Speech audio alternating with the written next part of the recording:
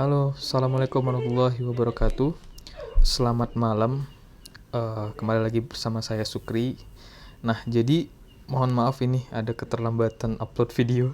Jadi sebelumnya sebenarnya Princeper itu udah ujian 2 minggu yang lalu ya. Jadi ini sebenarnya udah masuk, udah ganti dosen. Sekarang diajar Bapak Steven. Tapi oke, mudah-mudahan video ini tetap dapat bermanfaat ya di kemudian hari buat kita review bareng-bareng. Jadi kalau sebenarnya minggu keempat dan kelima itu kita bahas development in steel technology, terutamanya di bagian pipeline. Nah, jadi untuk mekanisme penguatan logam, kita mengenal ada namanya strain hardening, grain boundary hardening, precipitation hardening, serta solid solution hardening. Dan di mana masing-masing ini juga dapat diklasifikasikan lagi. Ada yang melibatkan unsur baru, ada yang tidak melibatkan unsur baru. Jadi penguatan logam itu dengan dislokasi utamanya kayak mungkin strain hardening ataupun nanti grain boundary itu sebenarnya kita hanya merekayasa dari strukturnya saja. Jadi kita nggak perlu nambahin unsur-unsur baru di dalamnya. Nah, jadi kalau teman-teman lihat di sini adalah diagram FF3C. Jadi sebenarnya kalau baja ya kan biasanya kita cuman pakai ya kurang lebih ya 2,4an ya. Jadi ini keseluruhan diagram baja, tapi biasanya kita pakai kan ini doang kan. Makanya kalau sering kita gambar kan cuman sampai sini kan biasanya. Tetap kepotong gitu kan. Nah, tapi ini secara keseluruhannya seperti ini. Jadi dari gambar ini apa aja sebenarnya yang perlu kita ingat tuh angka-angkanya. Sebenarnya ada beberapa. Yang pertama dari ferrit dulu atau alpha ferrit. Jadi alpha ferrit itu bisa menyimpan karbon di dalamnya atau pada struktur dia itu BCC ya. Nah, jadi kalau BCC itu nggak bisa menyimpan karbon yang banyak kandungannya. Jadi dia cuman bisa di 0,022. Nah, 0,22. Sedangkan austenit atau dia strukturnya FCC, dia bisa nyimpan karbon itu di 2,14. Jadi itu sebagai batasnya juga ya. Nah, ini memang pengaruhnya dari struktur juga. Kalau kita lihat di BCC kan emang ada satu dia seperti itu. Nah, jadi emang agak sulit dia, tapi ya it's okay. Makanya kalau teman-teman nanti tahu ya kalau misalnya melakukan carburizing, jadi kita panasin dulu logamnya itu ke di atas temperatur austenisasi. Jadi awalnya masih udah dalam ferrit, dalam alpha ferrit. Nah, sama kemudian kita naikin temperaturnya. Kenapa? Karena tadi si austenit tadi bisa nyimpan karbon tuh. Jadi ketika kalau misalnya carburizing, dia karbonnya di terjadi masuk ke dalam struktur logam kita seperti itu ya. Nah, jadi mungkin aku nggak terlalu menceng-menceng ya ke materi mana-mana. Tapi ya karena aku ngerasanya sih udah semester akhir ini ilmu-ilmunya pada terintegrasi gitu kan. Jadi agak bingung kadang misalnya udah belajar optik, belajar nano, nanti ada di bagian tertentu kita itu kayak saling melengkapi gitu yang udah kita dapatin gitu ya. Nah, jadi biasanya kita kan tahu oh ini, jadi aku tunjukin bentar deh. Tapi aku sebenarnya nggak bikin video terpisah gitu tentang diagram fasa. Tapi nanti coba aku masukin juga ya. Jadi yang perlu diingat nanti ada hypoeutectoid, eutectoid sama hypereutectoid di kandungannya ini 0,77, 0,7. Kok eutectoid dia pas di 0,77 atau di sini 0,76 ya. Kemudian hypereutectoid dia 0,77 sampai 2,14. Oke. Itu aja dulu yang perlu diingat ya teman-teman. Nah, kemudian di sini kita lihat memang fokusnya ke line pipe atau pipeline ya. Di sini ada PSL atau Program Specification Level. Jadi PSL 1 pipe dengan ketebalannya 25 mili Itu spesifikasinya gimana aja. Jadi kalau misalnya dilihat ada steel grade-nya. Jadi kalau misalnya penamaan dari logam sendiri itu misalnya L290, maksudnya L di kekuatannya di 290 MPa seperti itu. Nah, kemudian kalau misalnya teman-teman lihat di sini ada namanya selain karbon ada alloying lain yang dimasukkan ke dalam logam pipa itu. Nah, tujuannya sebenarnya kita pengen dapatin material yang sesuai spesifikasi ya. Tapi sebenarnya ini masing-masing minor alloying. Lihat nih kalau misalnya kandungannya itu sangat kecil ya, dalam persen bahkan nih 0,03 gitu kan. Nah, bikin baja yang kuat dengan minimum alloying itu ya tujuan kita utamanya. Nah, jadi karena itu kita sebenarnya pengen menurunkan kadar karbon gitu ya. Pada PSL2 atau tadi Program Specification Level 2, nah kita akan menurunkan kadar karbonnya. Tadi 0, ada yang sampai 0,26, di sini dia di rata-rata di bawah 0,22, bahkan ada yang di 0,12. Tapi sebenarnya pengganti karbon itu ada namanya karbon ekuivalen. Jadi sebenarnya ada hitungannya. Jadi kita dapat menghitung nanti soal total karbonnya itu, karbon ekuivalen itu berapa. Jadi sama dengan misalnya total karbon, misalnya kalau Si itu sepertiganya, ditambah nanti apa alloying apa yang dimasukkan. Nah, jadi sebenarnya karbon ekuivalen itu perlu dihitung karena ketika unsur-unsur alloying itu banyak dimasukkan ke dalam baja, ada akan menyebutkan satu prosesnya namanya pengelasan. Karena kan untuk menyambungkan nanti antar pipa pipeline itu kan perlu dilas tuh. Nah, nanti pengelasan ketika alloying itu banyak akan sulit. Makanya karbon ekuivalen itu dibatasin ya, ada maksimumnya. Gitu. Jadi ini ada batas max-nya 0,43. Dan hubungannya itu tadi ke weldability. Jika ingin menambah satu karbon berarti butuh menambahkan 3 SI. Jadi ekuivalennya satu atom karbon satu karbon berarti kita menambahkan 3 SI seperti itu. Nah, ini PSL1 biasanya dia S-rolled, normalized rolled, sama normalized or normalized form. Jadi kalau normalized itu dia pendinginan sebenarnya di udara terbuka, itu aja sebenarnya. Kalau annealing dia pendinginan dalam tangki atau tungku lah istilahnya gitu kan. Kemudian kita mengenal kata-kata.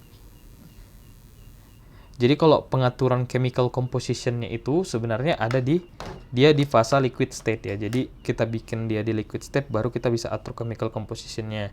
Kemudian nanti untuk mengatur strukturnya itu biar fase apa yang terbentuk kita bisa mengaturnya dengan cooling rate. Salah satunya adalah quench.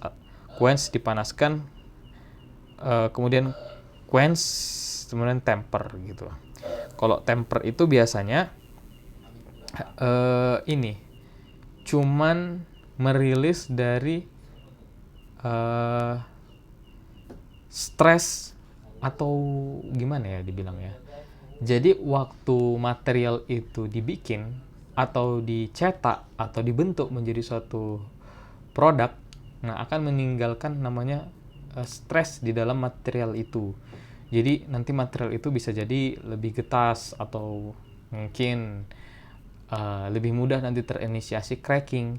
Maka kita panaskan dia untuk meriliskan stres yang tersimpan dalam material itu. Nah, jadi nanti temper. Makanya kalau martensit itu nggak pernah dipakai dia langsung dalam jarang lah, hampir kayaknya nggak ada kayaknya. Jadi martensit itu jadi kita panaskan austenit di atas temperatur austenit, kemudian kita dinginkan, kita quench, dapat struktur martensit, kita temper. Kita tempering di bawah temperatur austenit ya tentunya biasanya di 500 derajat Celcius, nanti didapatkan fasanya temper martensit. Jadi dia tetap mempertahankan kekuatannya tapi dia lebih ulet gitu ya. Jadi ketangguhannya meningkat. Jadi ya seperti itu. Jadi bentukan dari continuous casting itu sendiri, kalau misalnya pembentukan logam ada bentuk plate, kemudian ada HRC atau hot rod coil. Jadi dia bentuknya dalam lembaran gitu yang dilipat. Nah, ini kalau S-roll setelah keluar dari pengeluaran langsung digulung. laju pendinginan relatif tinggi. Itu dia ya. Jadi setelah keluar dia langsung aja. Soalnya nanti kalau ditunggu agak lamaan, bajanya mengeras sehingga nggak bisa lagi dia di roll gitu ya. Nah, ketika kita pengen pakai rollnya, biasanya kita heating dulu biar dia agak melunak gitu, kemudian kita proses seperti itu ya. Kemudian kita tak ada mengenal namanya sebenarnya TMCP, Thermomechanical Control Process atau Thermomechanical Roll. Intinya itu kita mengkombinasikan energi mekaniknya. Jadi ada energi mekanik sana, kemudian ada variasi dari temperatur. Jadi tujuannya selain menipiskan pelat sesuai dengan spesifikasi, juga mengatur dari pertumbuhan butir. Jadi nanti struktur mikronya itu bisa lebih merata dan seragam dan lebih fine, nanti lebih kecil strukturnya. Nah, biasanya proses termomekanikal dilakukan untuk mengurangi paduan yang dibutuhkan untuk menghasilkan baja yang kuat. Jadi kalau kita ingin proses strengthening pada baja itu bisa dari proses satu, bisa juga dari alloying atau paduan dari baja itu sendiri. Tapi kita kan tadi udah tahu kita sebenarnya pengen menurunkan kandungan alloying pada baja itu. Nah, jadi salah satu langkahnya adalah kita meningkatkan kontrol proses dari peningkatan kekuatan baja. Salah satunya tadi thermomechanical. Ini dia jadi tetap PSL2, S-roll, kemudian di sini kita membutuhkan paduan-paduan dalam prosesnya tentunya. Ini mungkin aku agak singkat-singkat aja. Kemudian di sini kita melakukan deformasi plastis pada temperatur tertentu.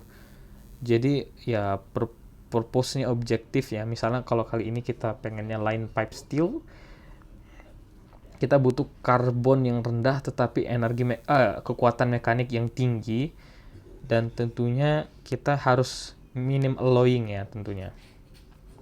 Nah, tapi kalau kita melakukan alloying, berarti kita penguatannya itu secara solid solution atau strengthening precipitation. Nanti kalau masalah gimana mekanisme solid solution dan precipitation itu mungkin aku tambahkan aja di playlist ya. Oke.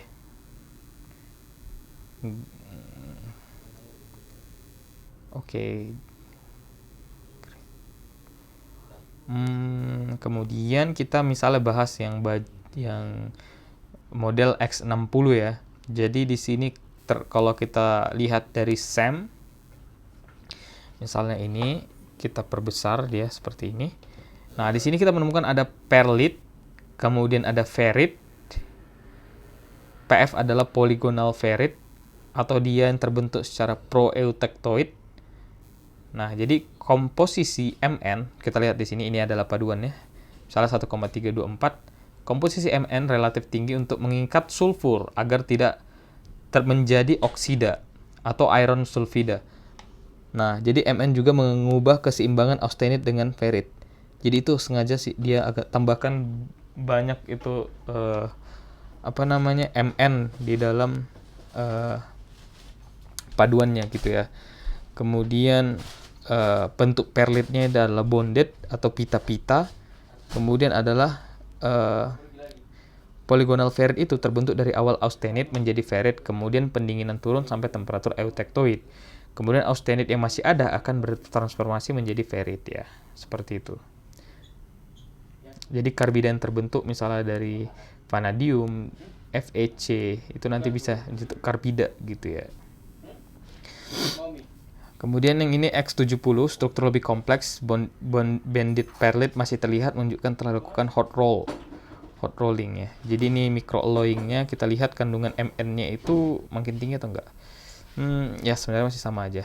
Jadi kalau solid state, apa yang bisa kita lakukan ya S-roll, tadi yang tahu kita habis continuous casting, masih panas langsung di roll, langsung digulung, kemudian normalize, didinginkan suhu ruang, kemudian thermomechanical sama quench temper. Apa yang dimaksud dengan normalizing steel? Jadi ketika S-roll itu material membutuhkan sebenarnya heat treatment lanjutan untuk membentuk atau mencapai kekuatan mekanik yang diinginkan. Nah, normalize biasanya dipanaskan pada roll plate tadi hingga 800 sampai 900 derajat Celcius. Tergantung dari analisis kimianya atau alloying apa yang ditambahkan, kemudian menahan baja tersebut pada temperatur itu sampai waktu yang telah ditentukan dan kemudian didinginkan dengan udara saja. Kemudian, the process refines the grain size, improve the mechanical properties, and relieve internal stress. Jadi ini aku yang maksudkan tadi ya. Jadi ketika material itu di shaping ya, contohnya, misalnya aku punya awalnya itu rod seperti ini ya, materialku ya, rod gitu ya. Nah, tiba-tiba rod ini dipotong atau dia digimanakan gitu ya, akan meninggalkan nanti internal stress. Misalnya aku bikin awalnya yang gini jadi peta gini deh. Misalnya ya. Gimana ya gambarnya? Sorry, berarti ini gini. Maaf teman-teman, ini gini. Nah, kemudian gini ya contohnya. Jadi aku beban di sini, kemudian tek pokoknya sampai kayak gini lah bentuknya, kan bisa juga ya. Tapi ini bolong nih di sini. Nah, waktu pembentukan kayak gini sebenarnya ada tersisa di sini internal stress gitu. Nah, di sini jadi kita ngerilisnya emang harus dia biasanya ditemper atau dinormalize ya di sini kalau dia sebutannya. Kemudian di sini setelah X70 ada X120. Berarti ini sebenarnya up level dari penggunaan pipeline itu sendiri ya. Jadi kalau GB itu globular binit. Jadi kita pakai binit di sini.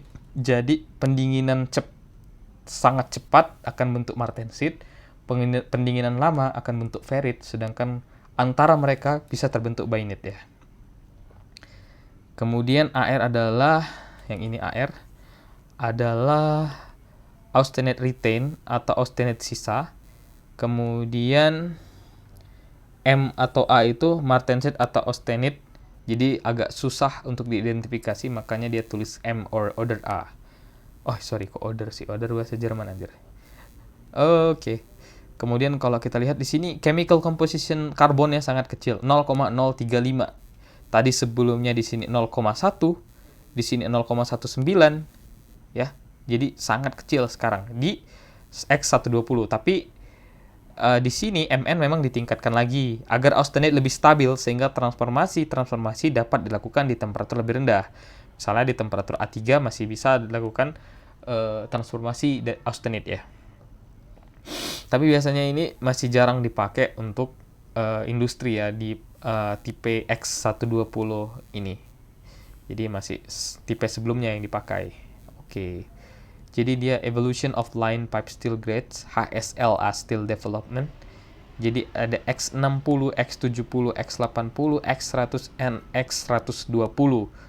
Tadi yang aku bilang X120 sama X100 itu emang masih jarang dipakai. Di sini ada beberapa term yang mungkin teman-teman harus tahu. Ada namanya TMT atau thermomechanic treatment, ada TMCP, thermomechanical control process, kemudian ada ACC, accelerated cooling, atau kita sebenarnya pengen mengubah, bukan hilangin ya, mengubah austenite jadi binit. Kemudian ada DQ atau direct quenching. Jadi udah aku sebutkan juga sebenarnya ketika kita pengen mengatur kekuatan logam ada dua cara kan. Satu dari controlling, kita mengatur alloy-nya apa yang dimasukkan, kemudian dari prosesnya salah satu adalah proses mekanik. Makanya di sini kita akan belajar mengenai TMCP ya, TMCP atau thermomechanical control process. Oke. Kita lihat di sini X60 apa aja yang ditambahkan. Di sini ada 0,2% karbon, kemudian kita tambahkan vanadium dan niobium. Di sini 0,1 karbon yang mungkin didikitin, di sini lebih dikit lagi, tapi ada paduannya. Nah ini yang X120 hanya 0,05% karbon, kemudian banyak paduan lainnya. Nah di sini kita lihat Nah, nanti kita akan mengetahui ada namanya rasio YT, yield sama tensile. Nah, nanti ini sangat penting ya, soalnya ini masuk ujian juga waktu itu. Mungkin teman-teman harus pahami juga, ketika kita pengen bikin material tapi materialnya itu belum jadi produk yang diinginkan atau harus di shaping lagi, kita nggak boleh bikin Y per T itu tinggi atau sama dengan 1, atau yield sama tensile UTS-nya itu sama. Nah, itu bahaya. Biasanya kalau misalnya material memiliki Y per T itu tinggi, dia material yang getas. Ini aku gambarkan, coba ya. Nah, di sini coba tap. Nah, di sini dia yield sama ketika dia gagal, dia tuh mirip gitu. Jadi kalau misalnya ini angkanya mereka sama, pasti dia mendekati 1. Tapi kalau misalnya dia materialnya tangguh ya, jadi sampai sini kemudian kayak gini. Di sini misalnya yieldnya, di sini T-nya. Kalau ditanya Y per T, pasti dia kan kecil ya, atau kurang dari 1. Jadi semakin rendah. Jadi kita pengennya itu rendah karena masih dapat terjadi deformasi plastis, yang hal ini kita inginkan, dimana ketika kita misalnya contohnya ini pipeline, jadi ketika ada misalnya pembentukan atau pemasangan dari material itu misalnya di industri atau di plant-nya, nah itu dia nggak masalah, jadi dia nggak mendekati batas kekuatan dari material itu. Nah, jadi itu ingat ya. Nah, oke.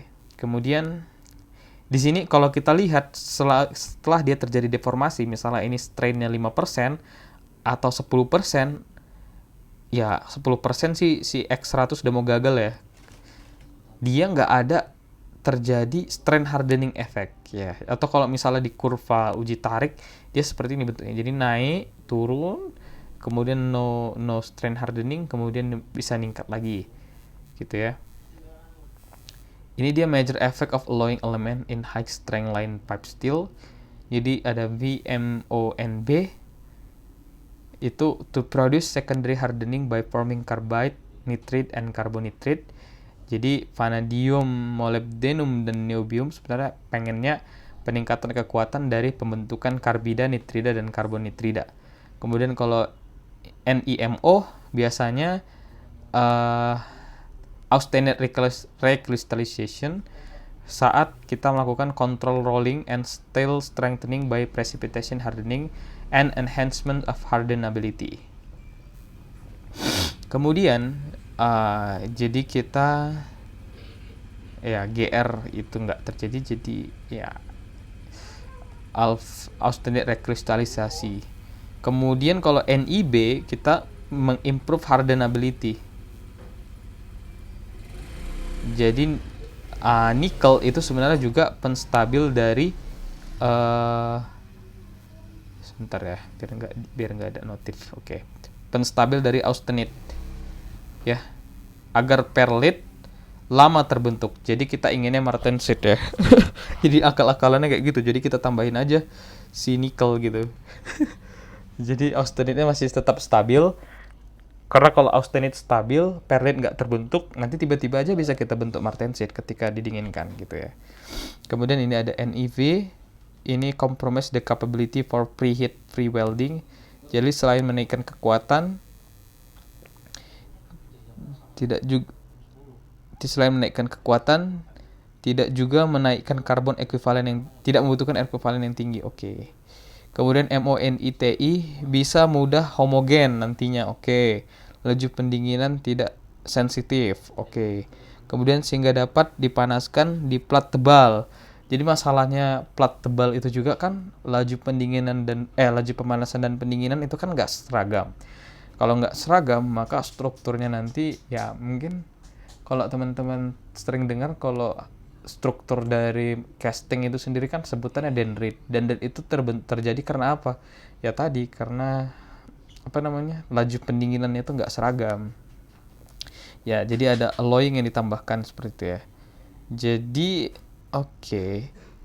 Oh, ini tambahan yang NIV itu sengaja tadi preheat-nya itu lebih apa ya, capability preheat field welding, jadi hemat waktu dan energi ya. Kemudian paduan selain mengubah diagram fasa juga mengubah diagram CTT-nya. Nah itu ya, jadi kalau alloying itu ditambahkan, diagram fasa of course berubah, juga mengubah diagram CTT-nya. Diagram CTT itu adalah diagram isotermal, atau dia CTT, kepanjangannya adalah continuous temperature transformation. Nah gitulah, apa ya, lupa apa itu CTT ya. Ini juga ada carbon matrix strengthening by precipitation, VERIT. Kemudian MN itu sebenarnya mirip sama ukurannya sama FE, jadi substitusi hardening jadinya ceritanya. Jadi ada ini VERIT juga, VERIT alpha, jadi transformasi fasa austenite ke fasa lain jadi lebih rendah. Sehingga yang kebentuk itu austenite menjadi martensite, oder ataupun bainite ya. Kemudian tadi SI itu improvement in solid solution, jadi SI larut pada FE VERIT. Kemudian kalau NB itu reduce temperature range, jadi austenite tetap bisa rekristalasi di temperatur yang cukup rendah. Tadi temperatur misalnya A3 gitu ya.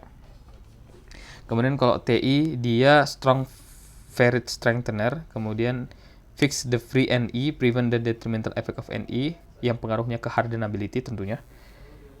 Bikin batas butir berhenti. Jadi namanya ada grain boundary refining. Jadi sehingga perbesaran atau rengkakan butir yang tergerak gitu.